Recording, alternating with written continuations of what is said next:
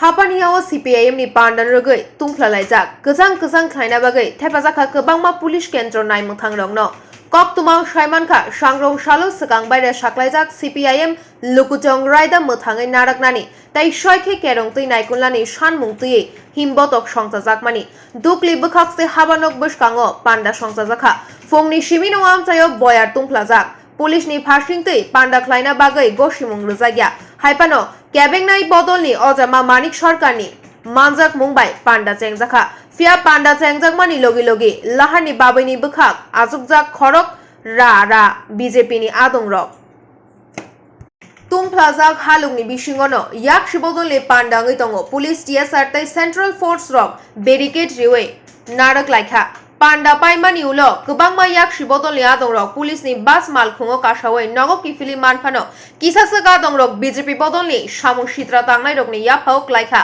तै चप्रक जाखा हेनै कक्षि जाखा अ सालनि पांडाव केबेंनाय बदलनि अजामा मानिक सरकार कक नारक थानि शाखा डाबल इंजिन हाबांनि जराव लुकुरक सामु मानिया चामुं करै माथाया मानैया बियाल बाय लेंप्राजाक कक रोमानि कक नारेग्या खरक चिसाय थामब्रा नैजिथाम फ्रोंनाय रकनि मुंसा लामा फुनुगै माइनाखौ लुकुरक ताबुक बुजिउइ मानखा BJP नि फेमलक मुंनो लुकुरक BJP बदलनो पुइतो थांलिया लगी रिलिया हिनै हापांनो सेजावै कक नारखा केबेंनाय बदलनि अजामा मानिक सरकार জনজীবনের মানুষের সমস্যা নিয়ে 14 থেকে 24 তারিখ সারা ভারতবর্ষে আন্দোলন চলছে এবং ভারতবর্ষের সবকটা রাজ্যেই জেলা ভিত্তিক মহকুমা ভিত্তিক সমাবেশ রাজ্যভিত্তিক সমাবেশ চলছে।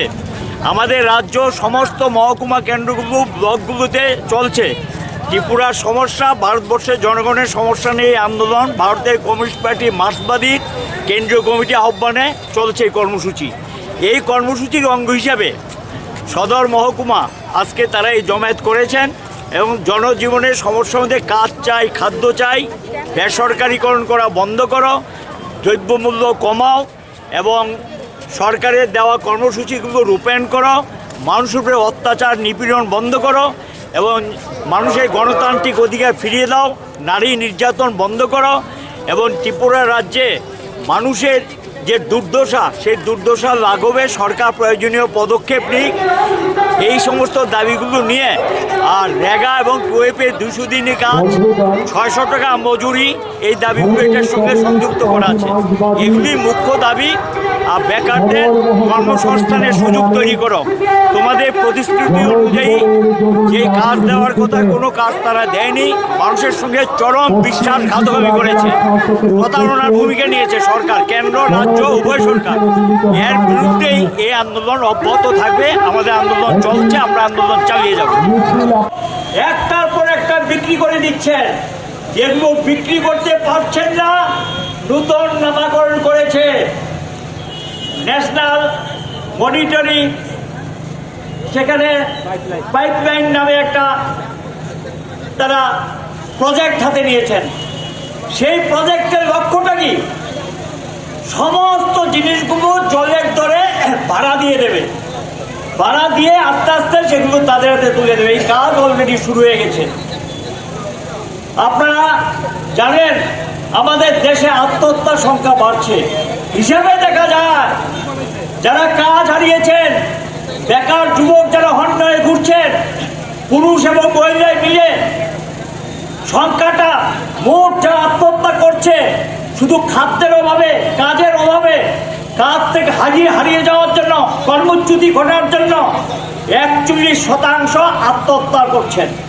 লজ্জা আছে কেন্দ্র এবং রাজ্য সরকারের? কোনো কৈফিয়ত তারা দিতে পারবে? কোনো কৈফিয়ত দিতে পারবে? এটা কর্মহীন দেশে পরিণত করেছেন। আমরা চাই কাজের ব্যবস্থা করো, কিন্তু ওরা করবে না।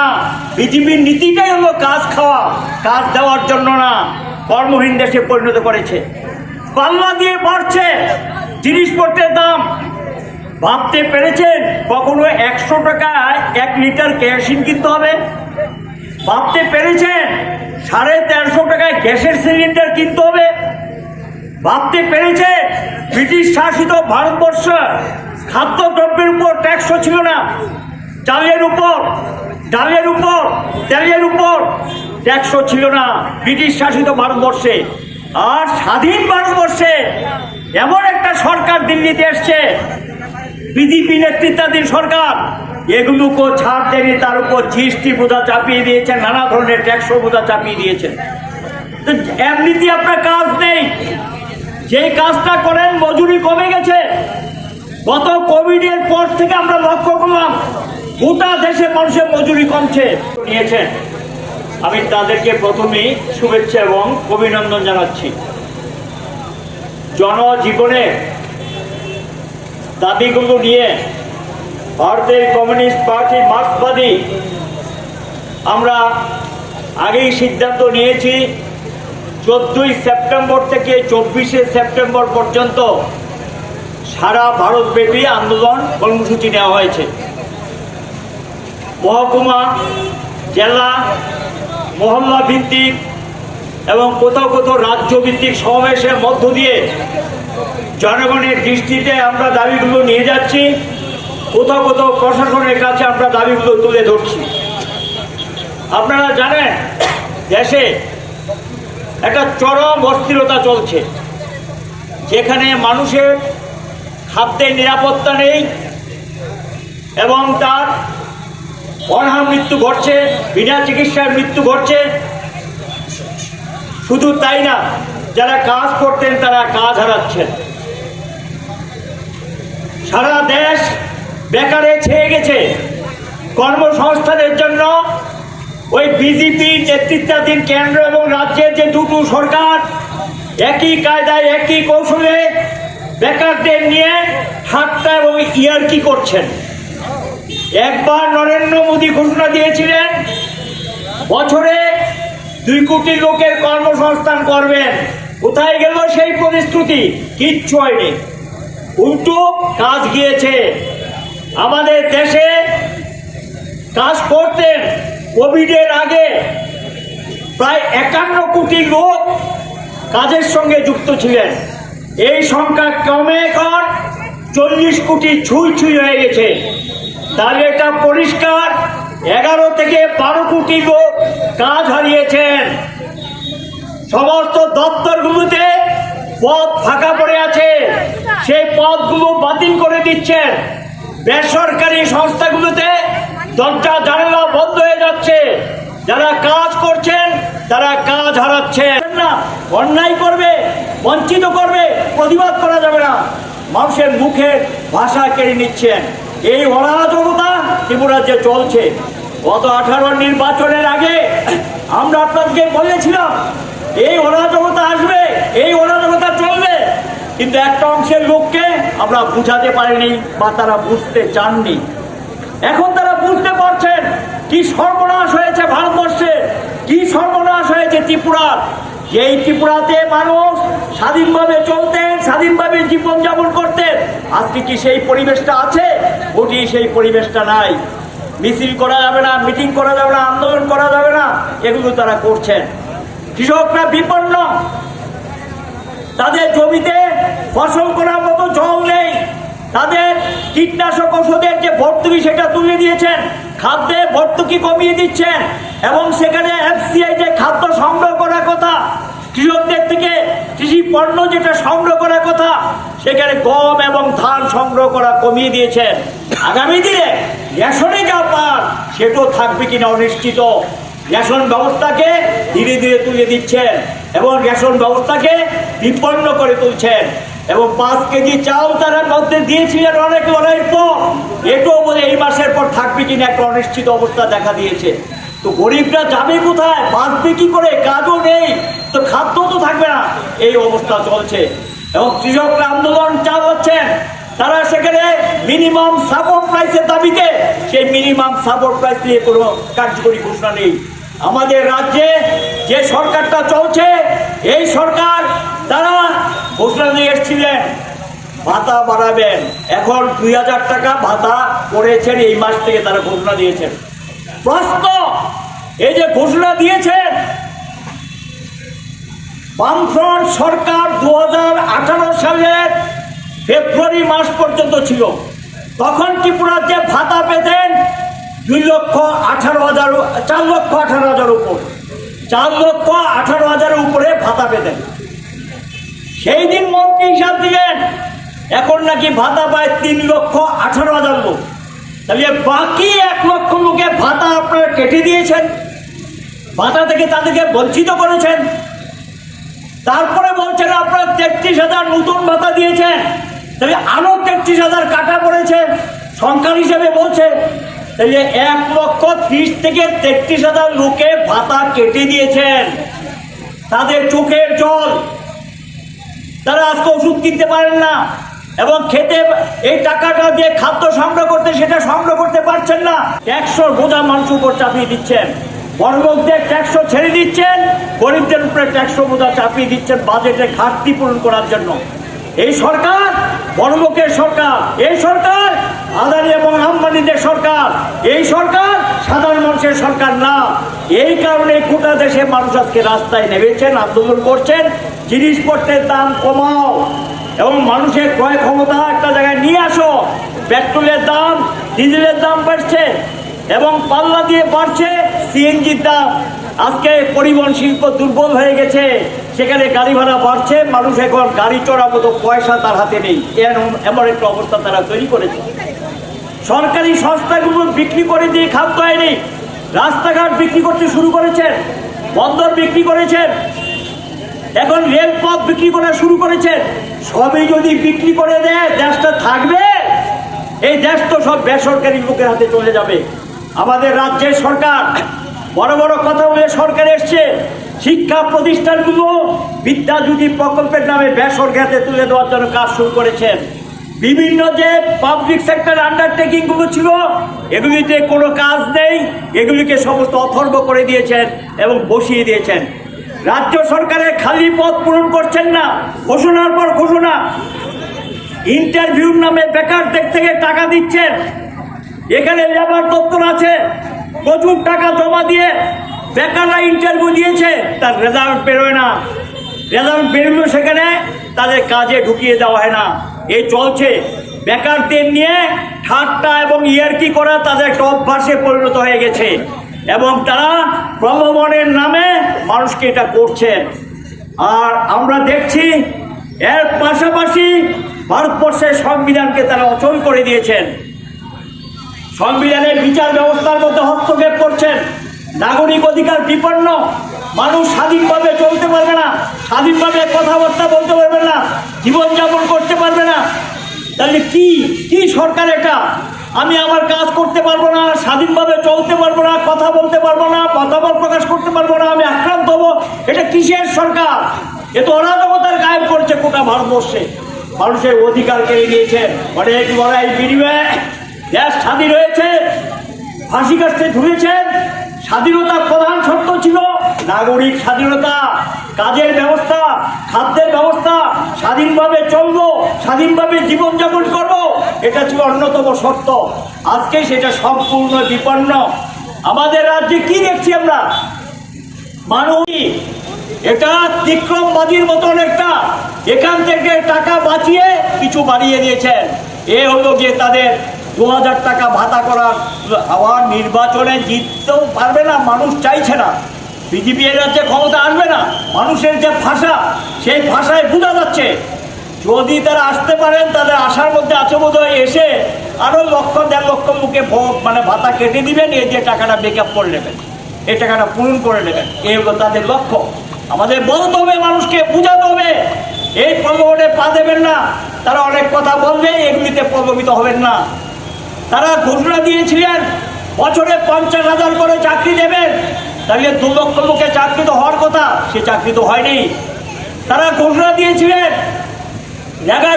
200 দিনে কাজ দেবেন, মজুরি বাড়াবেন, 340 টাকা বলেছিলেন। 340 টাকা তো দূরের কথা, 200 টাকাও পায় না, অর্ধেক মজুরিও পায় না। কাজ পাচ্ছে 30 থেকে 35 দিন, আর শহর এলাকায় 20 থেকে 25 দিন। এ সর্বনাশ তারা করেছেন এবং রেগা এবং কোয়েবের কোনো কাজ নেই, তো গরিবরা বাঁচবে কি করে? উপজাতি এলাকায় উন্নয়নের জন্য কোনো টাকা দিচ্ছেন না। উপজাতি এলাকায় যে অর্থ তাদের দেওয়ার কথা, বামফ্রন্ট সরকার যে অর্থ দিয়েছিলেন সে অর্থ পর্যন্ত দিচ্ছেন উপজাতি এলাকায় কাজ করার জন্য। স্বশাসিত জেলা পরিষদে তীব্রমতা এসেছে, উপজাতি এলাকায় কোনো উন্নয়ন তারা করতে পেরেছেন? বলছে অর্থ নেই, অর্থ দিচ্ছেন না। কে দিচ্ছে না? রাজ্য সরকার। বামফ্রন্ট সরকার যখন ক্ষমতায় ছিল, উপজাতি এলাকায় স্বশাসিত জেলা পরিষদ এলাকায় নানা খাতে প্রচুর অর্থ দিতেন, উপজাতি এলাকায় উন্নয়ন হতো, কাজ হতো। এখন সেখানে উপজাতি এলাকায় আজকে অনাহারে মানুষ পড়ছে, বিনা চিকিৎসায় মানুষ পড়ছে, দেখার লোক নেই। এর অবস্থা। যে প্রতিশ্রুতি দিয়েছেন, যে ভাওতাগুলো দিয়ে এসেছেন, সেগুলো তারা একটাও রূপান্তরিত করেনি, কার্যকরী পদক্ষেপ তারা গ্রহণ করেনি। এই অবস্থার মধ্যে আমরা সারা রাজ্যে রাস্তায় নামছি। ওরা আমাদেরকে প্রতিবাদ করতে দেবে না, মিছিল করলে আক্রান্ত হয়, বাড়িঘর আক্রান্ত। আজকে সদর মহকুমা এখানে মিছিল করছে, হুগলি বিভাগে একটা মিছিল ছিল, সেই মিছিল করে তারা আমাদের হুগলি মহকুমার যে পার্টি অফিস ঢুকলির সামনে, এখান থেকে মিছিল করে এডিনগর পর্যন্ত আসবে। কালকে বলে দিয়েছে হবে না, মিছিল করা যাবে না।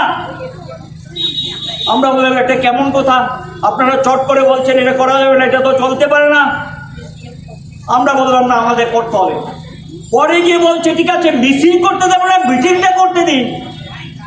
পার্টি অফিসের সামনে মিটিং হবে, সকাল থেকে লোক জড়ো হতে শুরু হয়েছেন। বিরোধী দলীয় নেতা মানিক সরকার সেখানে যাবেন, ঢুকলি মহকুমা পার্টি অফিসের সামনে সকাল থেকে অটো থেকে নামিয়ে বেশ কয়েকজনকে মারধর করেছেন। লক্ষ্যটা কি? সিপিএমকে কোনো মিছিল মিটিং করতে দেবো না, কেউকে সভা সমিতিতে যেতে দেবো না। এ করে মানুষকে আটকে রাখতে পারবে? গতকালও তো আপনার উদয়পুরে গাড়ি থেকে নামিয়ে পিটিয়েছেন, রক্ত ঝরিয়েছেন। উদয়পুর শহরে বিভিন্ন জায়গায় একটার পর একটা এই ধরনের ঘটনা করছেন। মানুষ ঘর থেকে বের হয়ে চলে আসছে, মানুষের সহ্যের সীমা ছাড়িয়ে গেছে, দেওয়ালে পিঠ থেকে গেছে। এখানে আইনের শাসন বলতে কিচ্ছু নেই, অরাজকতা চলছে। এই অরাজকতার হাত থেকে বাড়িতে বসে বাঁচা যাবে না, চুপ করে থেকে বাঁচা যাবে না। এই অরাজকতার হাত থেকে নিজেদেরকে রক্ষা করার জন্য রাস্তায় নামতে হবে, রাস্তায় আপনাকে পথ দেখাবে, রাস্তায় আন্দোলনের মধ্য দিয়ে সরকারটাকে হটাতে হবে। আর এই সরকার নীতির পরিবর্তন করবেন না, তাদের অভ্যাস পরিবর্তন করবেন না। কাজেই যারা অনিচ্ছুক তাদের হাত থেকে আমাদের দাবি ছিনিয়ে আনার জন্য আমাদের ময়দানে নামতে হবে, সাহস উপর ভর করে এগিয়ে যেতে হবে। আমরা আজকে দেখলাম সদর মহকুমা তার নিজস্ব শক্তির উপর একটা বিশাল মিছিল তারা সংগঠিত করেছেন। এর থেকে পরিষ্কার মানুষ বের হয়ে আসছে, এগিয়ে আসছে। মানুষ চাইছে এটা সম্পর্কে একটা দিন চাই, একটা কিছু করতে হবে। এটা মানুষের মধ্যে এই ধরনের একটা মনোভাব আমরা লক্ষ্য করছি। কাজে মানুষের উপর বিশ্বাস রেখে আমরা মানুষের কাছে যাব, মানুষকে বুঝাবো, বুঝিয়ে তারও সংগঠিত করব এবং পরিবর্তনের দিকে নিয়ে যেতে হবে। দেখলেন তো একটা জেলা শাসক চিঠি দিয়েছে, দেখা করতে চায়, মিছিল করে এসছেন আপনারা। উনি সময় নেই, বর্ষতা পর্যন্ত নেই, একটু চিঠি দিয়ে তো জানাতে পারতেন যে এখন পারবো না, পরে গিয়ে কথা বলবো, একটা টাইম তো দিতে পারতেন, দিলেন না। এত অহংকারী মনোভাবে বহিঃপ্রকাশ। ওই দিল্লিতে যেমন মোদি এক অহংকারী, এখানেও একটা অহংকারী সরকার চলছে। এই অহংকার তাদের পতন ডেকে আনবে। অহংকার মানুষ মেনে নেবে না, অহংকার বেশি দিন চলবে না। শক্তি বলতে যেটা, এটা মানুষের শক্তি। কাজে মানুষের শক্তির উপর বিশ্বাস রেখে, আত্মবিশ্বাস রেখে আমরা আগামী দিনে পূর্বার সংগ্রাম করে তুলব। একটা মিছিলে আপনারা দেখছেন সমস্ত প্রতিকূলতাকে উপেক্ষা করে, সমস্ত আক্রমণকে মোকাবেলা করে আমাদের রাজ্যে বর্বরতাকে মোকাবেলা করে হাজার হাজার মানুষ সর্বত্র নেমে এসেছেন। সেই জায়গায় আমরা আজকে এখানে যে বিষয়গুলো নিয়ে দাবি নিয়ে এসেছিলাম প্রশাসনের কাছে আমরা আগাম বার্তা দিয়েছিলাম, আমরা আপনাদের সাথে দাবিগুলো নিয়ে মিলিত হতে চাই। কিন্তু প্রশাসনের দিক থেকে এখনো পর্যন্ত কোনো সদুত্তর না পাওয়াতে আমরা জনগণের আদালতে এই বিচার রাখবার জন্য আজকে এখানে উপস্থিত হয়েছি। আর আজকে এখানে কথা বলবার জন্য আমি সিপিআইএম সদর মহকুমা কমিটির সম্পাদক কমরেড শুভাশিস গাঙ্গুলিকে অনুরোধ জানাচ্ছি।